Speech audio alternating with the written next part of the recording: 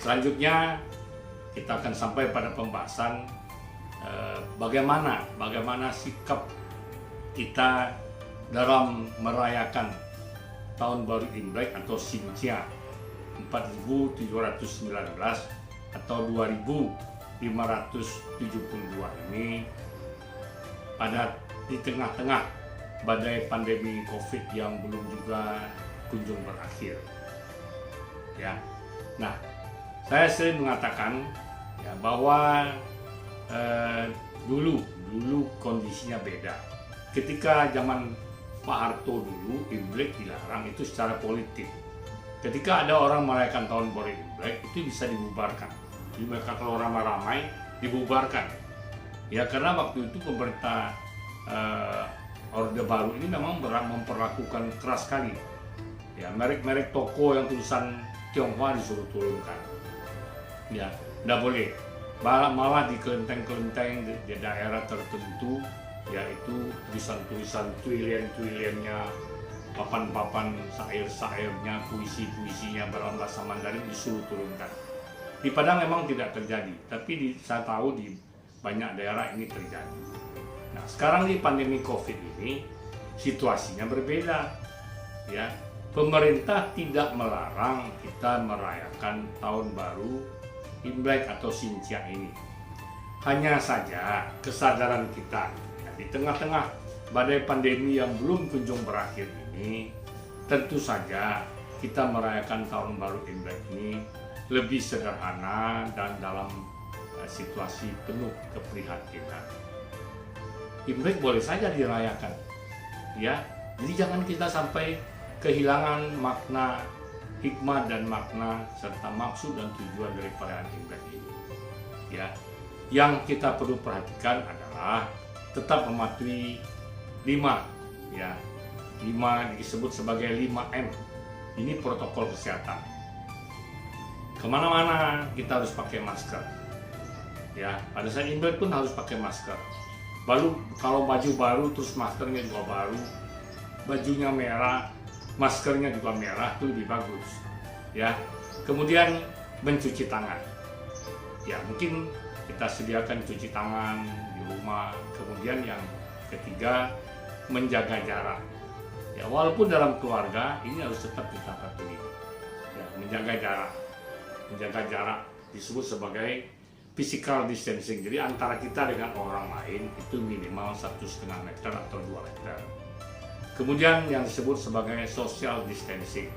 Social distancing jangan berkumpul-kumpul ramai-ramai, jangan berkerumun. Makanya atraksi naga, barongsai, arak-arakan kio yang biasanya marak dalam perayaan Tahun Baru Imlek Xinjia di tahun-tahun yang lalu, maka untuk tahun ini lebih bijaksana tidak diadakan. Karena atraksi-atraksi ini bisa mengundang keramaian dan menimbulkan kerumunan. Nah, tentu lebih bijaksana tahun ini tidak kita adakan. Nah, kemudian yang kelima, M yang kelima, mengurangi mobilitas. Artinya kalau tidak perlu, kalau tidak ada satu keperluan, kita tidak usah kemana-mana, tidak usah ke tempat rekreasi, tidak usah jalan-jalan di mall, tidak usah pergi makan-makan. Ya, kecuali kalau memang ada keperluan yang tidak bisa ditiadakan atau tidak bisa ditunda. Ya, misalnya kita mau beli pakaian untuk Xinjia ya boleh, tetapi sekali lagi tetap menjaga protokol kesehatan. Nah, ini ya memang ada beberapa organisasi mengeluarkan pernyataan. Ya, merayakan Tahun Baru Imlek harus patuhi protokol kesehatan, itu betul. Harus kita patuhi sebagai warga negara, karena kita kan ada semboyan sekarang. Menjaga diri kita, menjaga orang lain, menjaga Indonesia.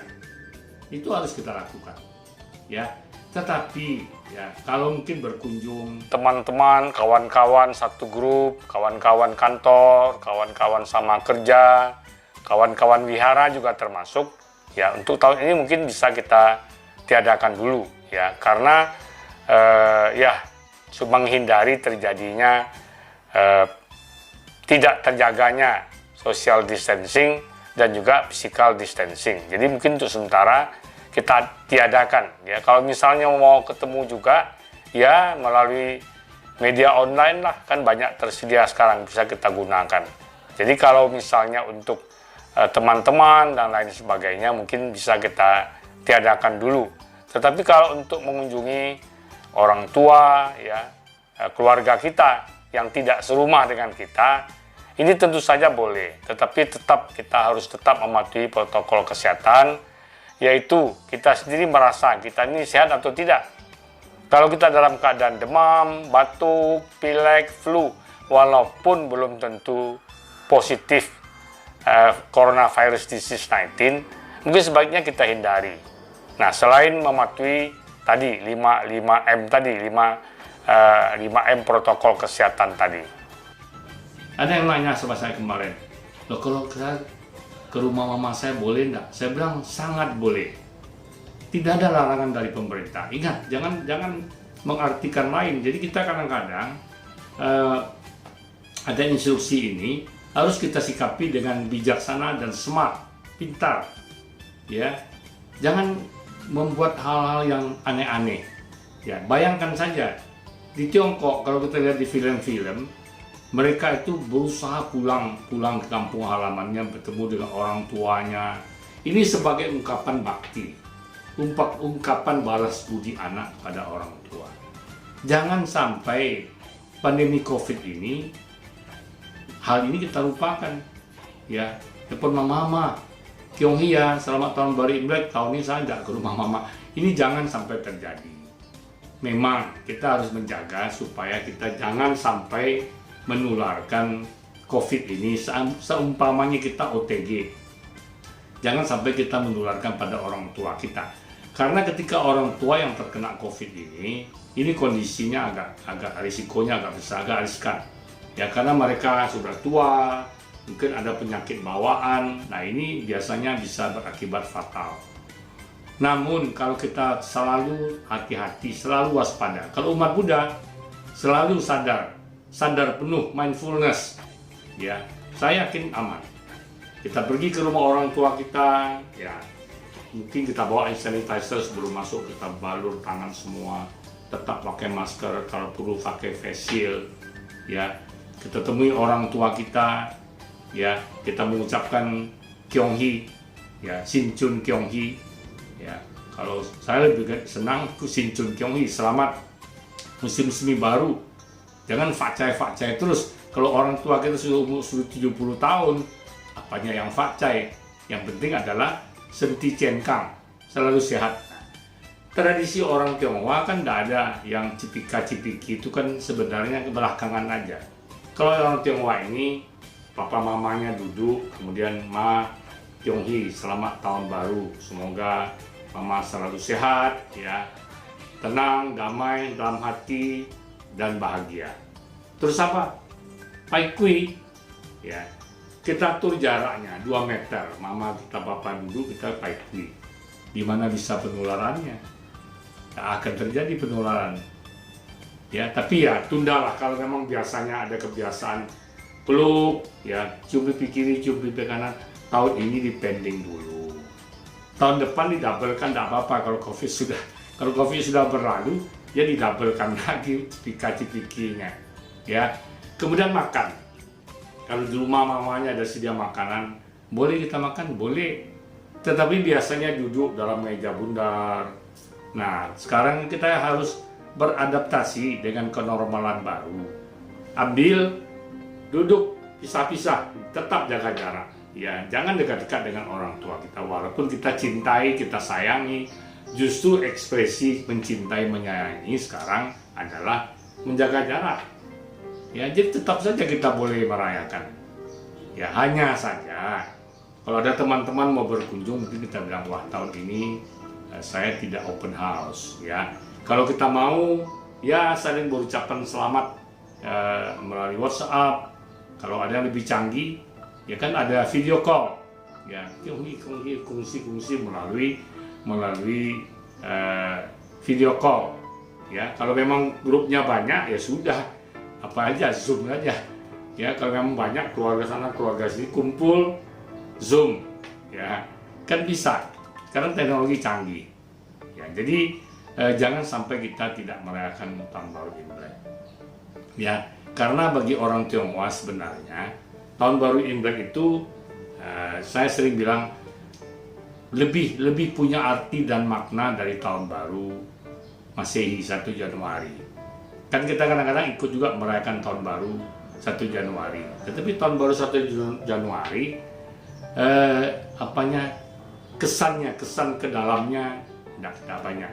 Paling-paling kalau orang berduit ya di hotel merayakan hidangan macam-macam, kemudian ada show, ada pertunjukan ini, pertunjukan itu, ada hiburan ini, ada hiburan itu, ya, ada undian lotre, door prize dan lain sebagainya.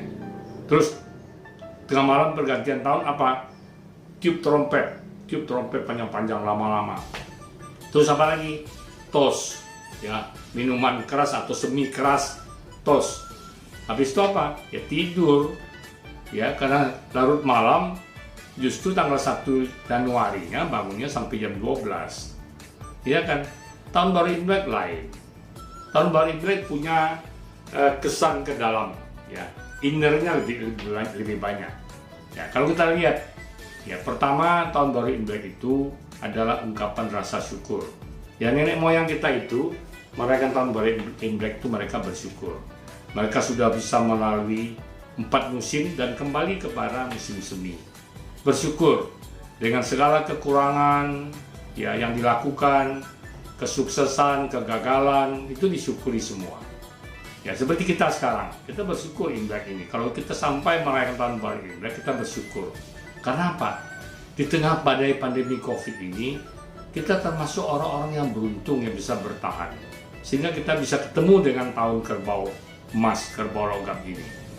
Ya, banyak teman-teman kita, kenalan-kenalan kita, famili kita, mungkin keluarga kita sendiri tidak sempat sampai lagi ke tahun kerbau emas, kerbau logam ini karena terpapar COVID-19, coronavirus disease 19 yang membuat dia harus meninggalkan kehidupan ini.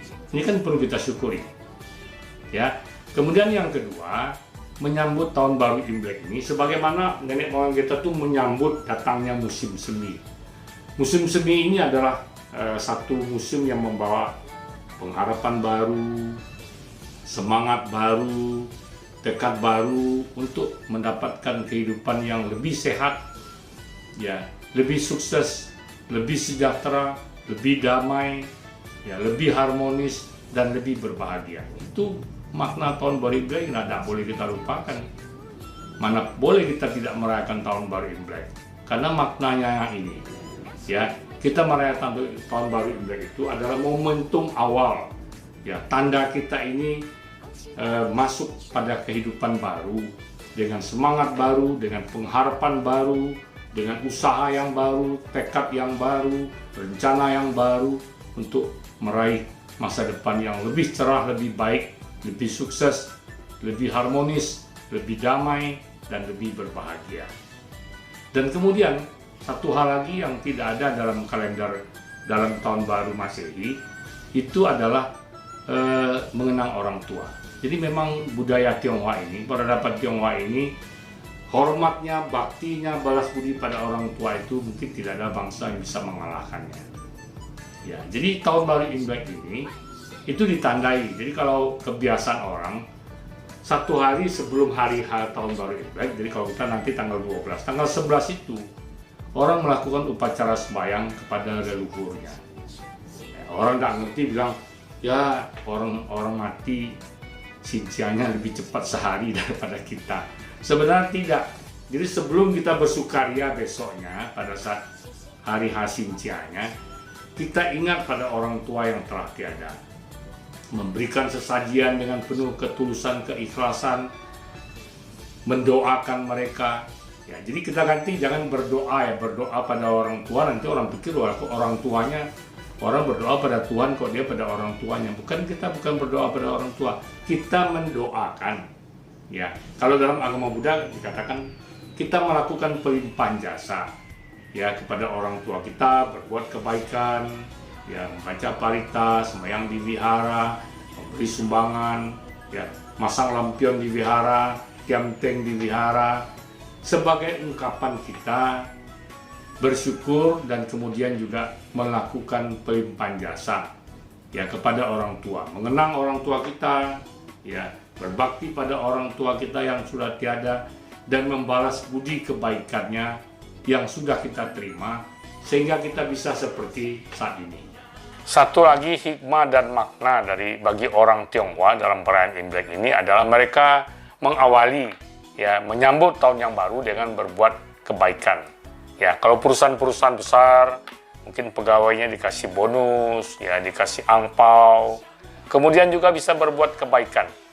Ya, membantu sekarang apalagi dalam pandemi Covid ini banyak orang yang terdampak secara ekonomi, secara penghidupan akibat pandemi Covid ini.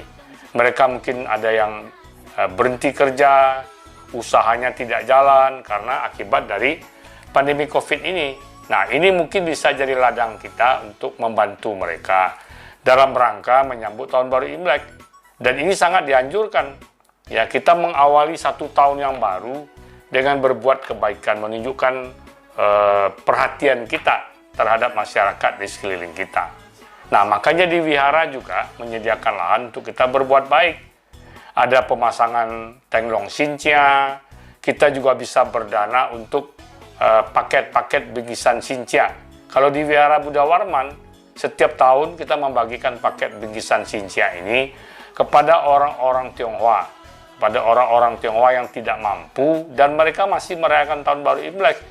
Tapi kalau mereka tidak merayakan tahun Imlek lagi, ya kita tidak kasih. Ya walaupun berbeda agama, tidak agama Buddha, selama mereka orang Tionghoa, selama mereka masih merayakan tahun baru Imlek, kita akan kasih paket.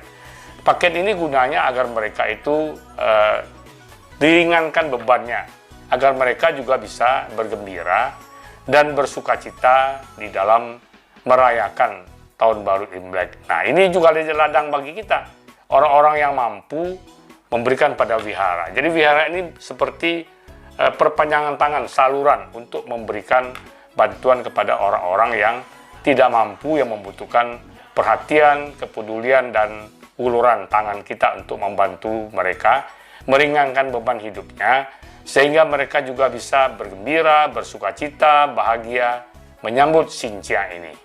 Nah, ini tradisi-tradisi budaya orang Tionghoa ini jangan pernah dilupakan. Bagi saya, mungkin saya tidak tahu bagaimana pandangan agama lain, apapun agama Anda tetap adalah orang Tionghoa. Ya, jangan seperti yang saya katakan tadi, ada orang Tionghoa yang justru bilang Pak Harto. Kenapa? Mungkin dia tidak ada hubungan lagi dengan budaya Tionghoa.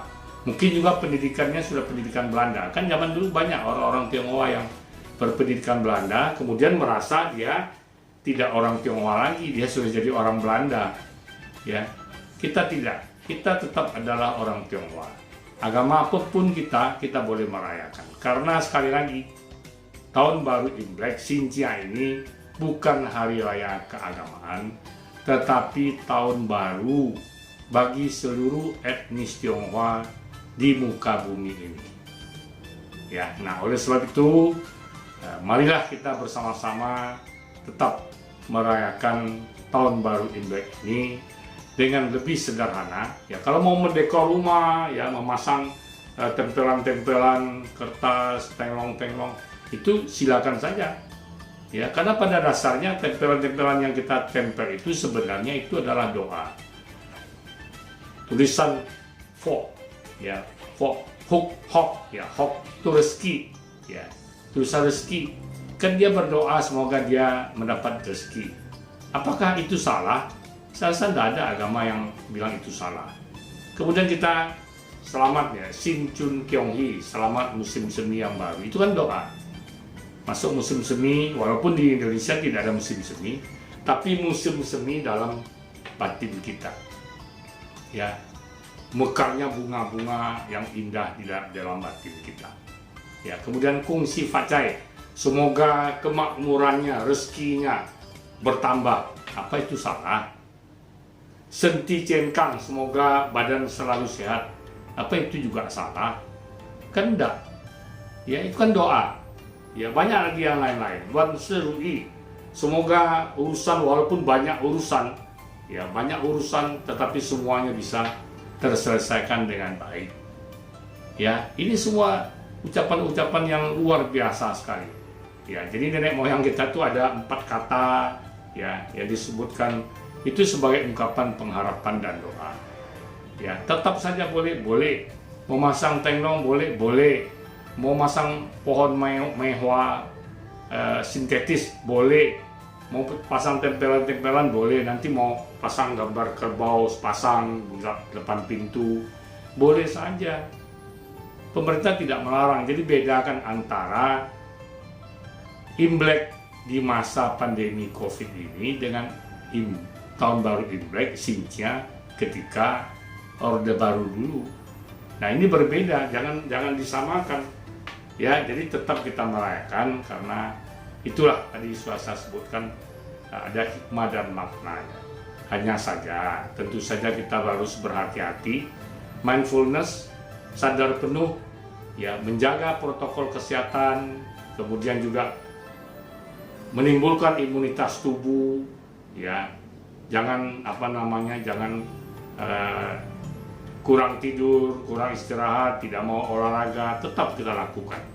Nah, mudah-mudahan dengan demikian, Imlek ini, Xinjia ini bisa kita rayakan walaupun dalam suasana prihatin dan sederhana, tetap kita rayakan sehingga kita tidak kehilangan arti dan maknanya.